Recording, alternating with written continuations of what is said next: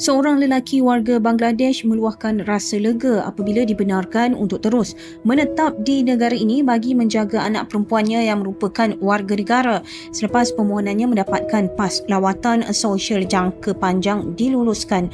Muhammad Alauddin, 35, sebelum ini menghadapi kesukaran membuat permohonan tersebut sesulan kematian isterinya yang merupakan warga negara Malaysia bulan lalu. Bagaimanapun, permasalahan dihadapinya mendapat perhatian Persatuan Cakna Rasa Sayang dan komuniti tempat tinggalnya di Taman Seri Mawar 1 di Seremban yang turut mendapat kerjasama daripada Jabatan Imigresen Putrajaya. Alhamdulillah, saya memang okey, hati saya senang sekarang. Saya alhamdulillah happy sudah jaga anak saya. Mungkin ini saya sudah ada macam mana siapa mau, macam mana saya mau pergi sana, siapa mau tolong sini, ustaz ada bagi saudara ini semua dia orang tolong pasal itu saya. Kalau tak ada memang saya tak tahu.